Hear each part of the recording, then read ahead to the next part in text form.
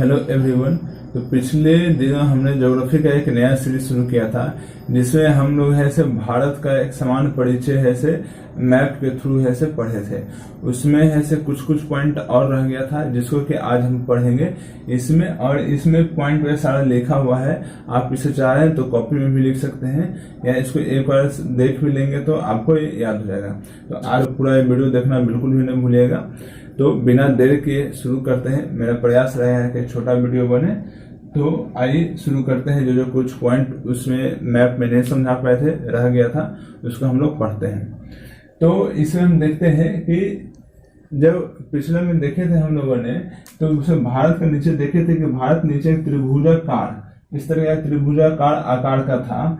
तो भारत का दक्षिण जो क्षेत्र है वो क्या है, त्रिभुजाकार क्षेत्र बना हुआ है। इसका तीन साइड इसका है। तीन साइड का हम देखे थे। इस तीन साइड के पूर्व में इधर ऐसे बंगाल की खाड़ी, इसके पूर्व में क्या भारत के पूर्व में यानी कि इधर ऐसे बंगाल की खाड़ी है। पश्चिम में यानी कि यहाँ पर अरब सागर है। पश्चिम में क्या है आपका अरब सागर है। और दक्षिण में यहाँ पर क्या है आपका हिंद महासागर है। यहाँ पर क्या है हिंद महासागर है। ठीक है, तो याद रखना है। उसको फिर और देखें, हम लोगों ने बात किया था कि भारत है से करीब 360 यहाँ पर देशांतर रेखाओं में बंटा हुआ था पूरा। तो एक देशांतर रेखा से दूसरे देशांतर रेखा तक सूरज को जाने में, पृथ्वी को घूमने में, पृथ्वी को एक देशांतर रेखा को घूमने में लगभग 4 मिनट ऐसे समय लगता है। इसलिए हम लोगों ने देखा था यहाँ पर कि पृथ्वी का जो देशांतरीय विस्तार हम लोग पढ़ा था कि 68 डिग्री 7 मिनट से लेके 97 डिग्री 25 मिनट तक था। यानी कि लगभग मोटा मोटी हम लोग देख सकते हैं कितना डिग्री का अंतर है, 30 डिग्री का अंतर है। जब 1 डिग्री में 4 मिनट का अंतर होता है तो 30 डिग्री में लगभग 120 मिनट का अंतर होगा। यानी कहने का मतलब क्या कि यहां से यहां तक लगभग अंतर कितना होना चाहिए, 120 मिनट यानी 2 घंटे का अंतर होना चाहिए। इसलिए हम लोग कहते हैं अरुणाचल प्रदेश व गुजरात के मध्य कितना है, 2 घंटे का अंतर है। मतलब क्या कि अगर यहाँ पे 2 घंटा है से इधर 2 घंटा पहले सूरज हो गया तो इधर 2 घंटा बाद में सूरज निकलेगा। ठीक है, लेकिन पूरे भारत में एक ही समय माना है। तो मतलब जो समय यहाँ पर होगा वही समय यहाँ पर होगा। क्यों? क्योंकि वो भारत के इलाहाबाद के नैनी में कहा था कि नैनी में इंडियन स्टैंडर्ड टाइम मान लिया गया है, भारत का मानक समय रेखा मान लिया गया है जो 82.5 डिग्री देशांतर पर है। तो वहां पर मान लिया गया है, तो वहां के अनुसार ही पूरे भारत का समय होगा। परंतु ऐसे वास्तविकता में क्या है कि यहां से मतलब गुजरात और अरुणाचल प्रदेश के बीच में लगभग 2 घंटे का अंतर है। और हम बात करें तो उसी तरीके से जैसे भारत में मानक समय रेखा है तो पूरे विश्व का भी एक मानक समय रेखा माना गया है जो इंग्लैंड में ग्रीनविच टाइम को माना गया है। ग्रीनविच एक स्थान है, वहीं को वहां पर 0 डिग्री देशांतर है, उसी को पूरा अंतर्राष्ट्रीय मानक समय रेखा मान लिया गया है। तो अंतर्राष्ट्रीय मानक समय रेखा से हमारा जो मतलब भारत को जो मानक समय रेखा है वो 5.5 घंटा आगे है। कितना है? 5.5 घंटा आगे है। क्यों आगे है? पूर्व के तरफ जब हम बढ़ते हैं तो पूर्व की तरफ बढ़ने पर समय क्या होता है, बढ़ता है। तो भारत क्या पूर्वी गोलार्ध में है। पूरे पृथ्वी को हम जब ऐसे बांट दें 4 हिस्सों में, ए हो गया आपका इक्वेटर हो गया भूमध्य रेखा, और ए ऊपर से बीच में 0 डिग्री जिसको देशांतर करते हैं, तो भारत यहाँ पर स्थित है। मतलब कि इससे है से लगभग इससे है से 82.5 डिग्री इधर हो जाता है। तो उसको कैलकुलेट हम करेंगे 82.5 डिग्री को, तो 82.5 डिग्री को 4 से गुना कर देंगे तो कितना आता है, 328 330 आता है। तो 330 करने का मतलब लगभग 5.5 घंटा, 330 मिनट यानी कि 5 घंटा 30 मिनट भारत है से 0 डिग्री से आगे है। ठीक है, अंतिम पॉइंट हम इसमें देखें तो यहाँ भारत में कर्क रेखा की सर्वाधिक लंबाई, हमने बात किया था कि भारत के बीचों बीच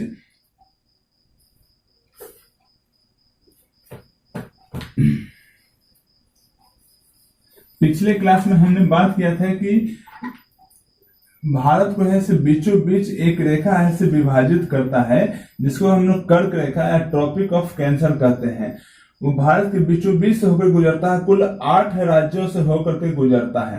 जिसे सबसे पहले पढ़ा था गुजरात, राजस्थान, मध्य प्रदेश, छत्तीसगढ़, झारखंड, पश्चिम बंगाल, त्रिपुरा और मिजोरम। कुल 8 राज्यों से हमने पढ़ा था कि 8 राज्यों से होकर के गुजरता है, जिसमें कर्क रेखा की सबसे अधिक लंबाई, सर्वाधिक लंबाई कहाँ है, तो वो मध्य प्रदेश में सबसे अधिक लंबाई कर्क रेखा की वो मध्य प्रदेश में है, और न्यूनतम लंबाई सबसे कम लंबाई कहाँ है? राजस्थान में। राजस्थान यहीं पर है, थोड़ा सा होकर के राजस्थान से गुजरता है।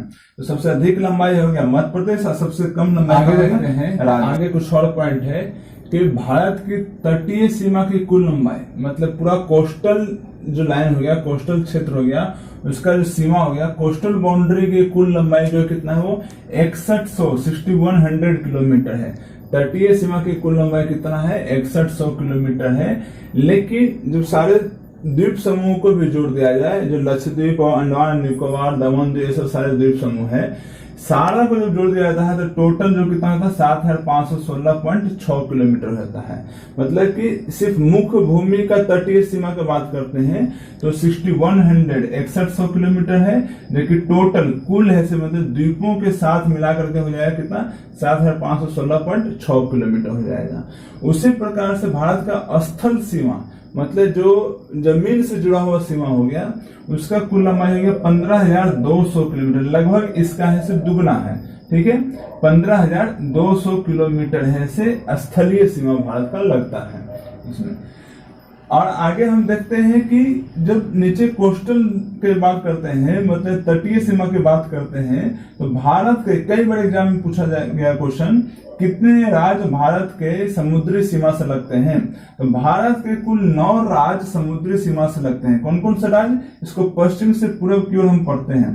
तो पहला आया था पश्चिम में गुजरात, महाराष्ट्र, गोवा, कर्नाटक, फिर आता है केरल, तमिलनाडु, आंध्र प्रदेश, उड़ीसा, पश्चिम बंगाल। कुल 9 राज्य। गुजरात, इसको नक्शा को दिमाग में रखिए और उस अनुसार से अगर याद करेंगे तो बहुत आसानी से बिना कंफ्यूजन का होगा। कौन कौन सा है? गुजरात हो जाएगा, महाराष्ट्र हो जाएगा, उसके नीचे गोवा, उसके नीचे कर्नाटक, उसके नीचे केरल, उसके नीचे तमिलनाडु, फिर आ जाता है आंध्र प्रदेश, फिर उसके ऊपर होता है उड़ीसा, उसके ऊपर पश्चिम बंगाल। कुल 9 राज्य है से भारत के तटीय सीमा से लगते हैं, और 5 केंद्र शासित प्रदेश। कितने केंद्र शासित? 5 केंद्र शासित प्रदेश तटीय सीमा से लगते हैं। कौन कौन सा हो गया? पुडुचेरी हो गया, लक्षद्वीप हो गया, अंडमान निकोबार हो गया, दादर नगर हवेली हो गया, दमन और द्वीप समूह हो गया।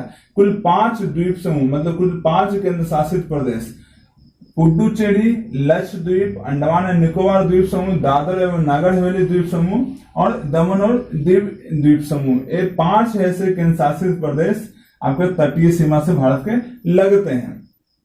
इनकी सीमाएं समुद्र से लगी हुई हैं। आगे हम बात करते हैं कि सबसे लंबी तटरेखा वाला राज्य कौन सा है। तो जैसे 9 राज्य हम बात किए हैं, तो इसमें सबसे लंबी तटरेखा वाला राज्य कौन सा है? वो गुजरात है। सबसे लंबा तटरेखा वाला राज्य गुजरात है। दूसरा नंबर पर आंध्र प्रदेश और तीसरा नंबर पर तमिलनाडु आता है। इसको याद रखना है, ये 3 कम से कम याद रखना है, क्योंकि कई बार एग्जाम में पूछा जा चुका है। क्वेश्चन के सबसे लंबा तटरेखा वाला राज्य कौन है? वो गुजरात है। और सबसे छोटा तटरेखा वाला राज्य कौन है? कोस्टल बाउंड्री वाला राज्य वो गोवा है। मतलब गोवा का समुद्री सीमा सबसे छोटा है और गुजरात का समुद्री सीमा सबसे बड़ा है। आगे हम एक पॉइंट और 1-2 पॉइंट देखते हैं। तो देखते हैं कि गुजरात के में देखें तो 2 खाड़ियां स्थित है गुजरात में।